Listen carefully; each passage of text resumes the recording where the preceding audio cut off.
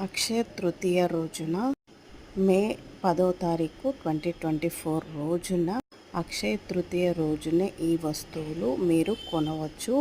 బంగారం కొనగలిగే స్తోమత ఉన్నవాళ్ళు బంగారం కొనవచ్చు. బంగారం, వెండి, లేదా మీ దగ్గర ఏమీ లేదు, కొనలేని పరిస్థితిలో ఉన్నా పర్వాలేదు. బంగారం కంటే విలువైనవి పసుపు, కుంకుమ, పాలు, పెరుగు, నెయ్యి, ఉప్పు. వీటిలలో ఏది కొన్నా కానీ మీకు బంగారం కంటే విలువైనవి. మీ ఇంట్లో ఒకవేళ ఉప్పు అన్నీ ఉన్నా కానీ మళ్ళీ అక్షయ తృతీయ రోజున కొంటే అవి అక్షయ పాత్రం అవుతాయి అన్నమాట.